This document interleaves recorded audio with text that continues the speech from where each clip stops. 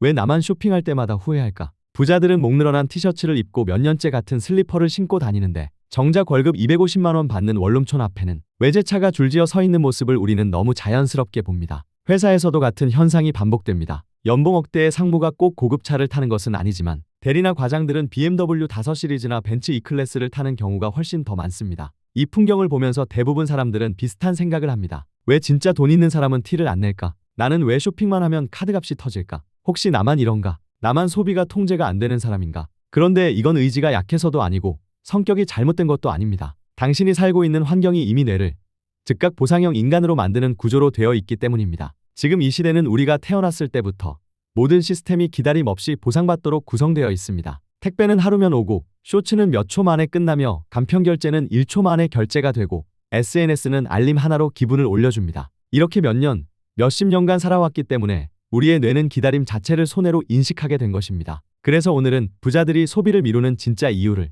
행동경제학, 심리 패턴, 환경적 영향, 실제 생활 예시로 완전히 풀어내고 당신도 바로 적용할 수 있는 실전 소비 통제 시스템을 알려드리겠습니다. 1. 부자들이 집착하는 단 하나, 지연 보상 시스템. 부자들이 공통으로 갖는 중요한 특징은 바로 지연 보상을 믿는다는 것입니다. 지금의 충동을 이겨내면 미래의 보상은 훨씬 더 커진다는 원리죠. 하지만 대부분 사람들은 기다리면 더 좋다는 사실을 머리로는 알면서도 실제로 기다리지 못합니다. 왜냐하면 지금의 우리의 뇌는 너무 오랫동안 즉각 보상을 중심으로 살아왔기 때문입니다. 현대인의 도파민 중독 구조. 유튜브 쇼츠 10초마다 도파민, SNS 알림, 즉각 도파민, 배달앱 10에서 20분이면 식사, 간편 결제, 1초 결제, 게임 보상, 수초마다 보상. 이처럼 수십 번의 작은 보상이 하루에도 계속 뇌를 자극합니다. 그러면 뇌는 이렇게 학습합니다. 기다리는 건 손해다. 지금 바로 얻는 게 훨씬 낫다. 이 구조가 무서운 이유는 그 즉각 보상에 익숙해진 뇌가 저축, 운동, 공부, 투자 같은 지연 보상형 행동을 극도로 힘들어한다는 점입니다. 다이어트가 어려운 이유와 동일합니다.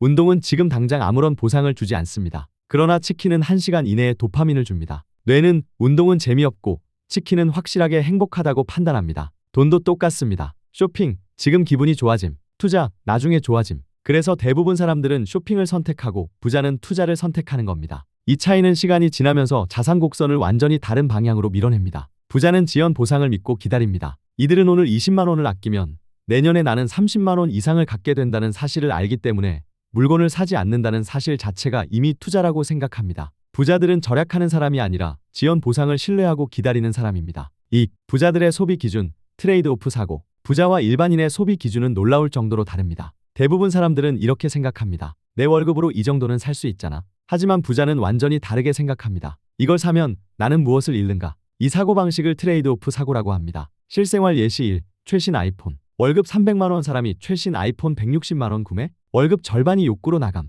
한 달이 아니라 5에서 6개월 재정이 흔들림. 반면 부자는 이렇게 계산합니다. 같은 160만 원은 ETF 1년 투자금, 온라인 강의 2에서 3개, 직무 역량을 바꾸는 교육 비용, 건강검진과 운동 비용, 1에서 2년 뒤 투자 수익. 이런 식으로 자신의 미래에 투자가 가능하다고 생각합니다. 즉 부자는 지금의 만족이 아니라 잃게 되는 대안을 계산합니다. 실생활 예시 2. 카페 외식 습관. 일반 사람은 15,000원이 뭐 어때서? 부자는 그 같은 돈으로 식재료 2에서 3일치, 책 한 권, 헬스장 한 주 이용권, 투자 원금을 계산합니다. 이 작은 차이가 1년 쌓이면 수십만 원, 수백만 원, 몇 년이 지나면 수천만 원의 차이를 만들어냅니다. 실생활 예시 3. 명품 소비. 평균 소득층에게 명품은 자기 위안, 허전함 채우기, 인정 욕구 충족으로 구매되는 경우가 많습니다. 하지만 부자들은 이렇게 생각합니다. 이걸 산다고 내 가치가 올라가는가? 아니면 그냥 잠깐 기분만 좋아지는가? 이 판단의 차이가 자산의 기울기를 완전히 반대로 바꾼다. 3. 부자의 핵심 습관, 당일 결제 금지 시스템. 부자가 실제로 쓰는 소비 통제 기술 중 가장 강력한 원칙이 바로 이것입니다.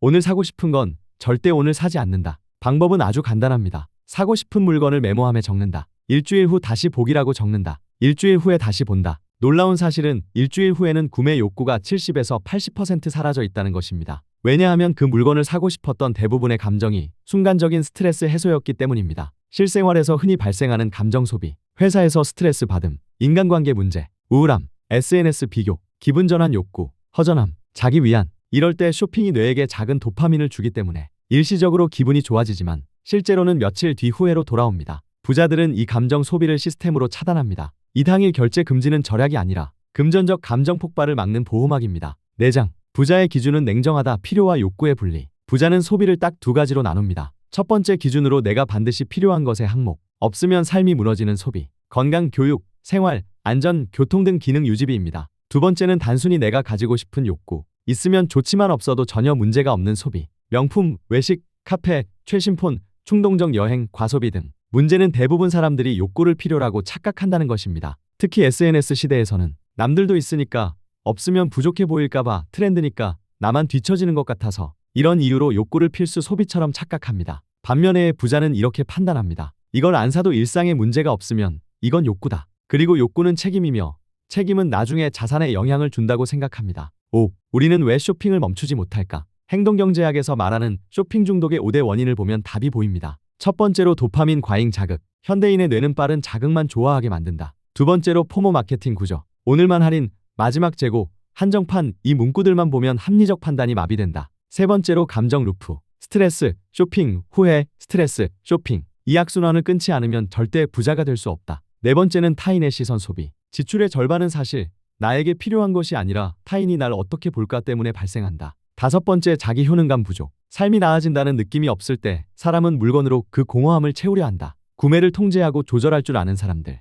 즉 부자는 물건이 아니라 능력, 정보, 경험, 건강으로 공허함을 채웁니다. 6. 소비를 통제하는 실전 전략 6가지. 일주일 지연 구매 리스트. 충동 소비의 대부분은 감정이 빠지면 사라진다. 쇼핑 앱 알림 모두 끄기. 알림은 뇌를 즉각 보상 모드로 만들기 때문에 그 순간 판단력이 떨어진다. 트레이드 오프 질문. 이걸 사면 내가 잃는 건 무엇인가? 부자의 사고법을 단 3초 만에 쓰는 방법. 결제 전 10초 호흡. 호흡만으로 감정 흥분이 절반으로 떨어짐. 기능 체크리스트. 지금 가진 걸로 못하는 게 무엇인가? 라는 질문을 스스로에게 던져보기. 5년 후에 나 기준으로 생각을 해보는 것입니다. 5년 뒤에 나는 이 소비를 후회할까? 아니면 고마워할까? 부자는 항상 이러한 기준으로 소비를 합니다. 부자들은 절약하는 사람들이 아닙니다. 그들은 뇌의 구조 자체를 다르게 사용합니다. 즉각 보상을 끊고 지연 보상을 믿으며 기회비용을 계산하고 필요와 욕구를 분리하고 감정 소비를 통제하며 미래 기준으로 소비합니다. 당신도 지금부터 이 6가지만 적용하면 돈에 끌려다니는 삶이 아니라 돈을 스스로 통제하는 삶을 살게 될 것입니다.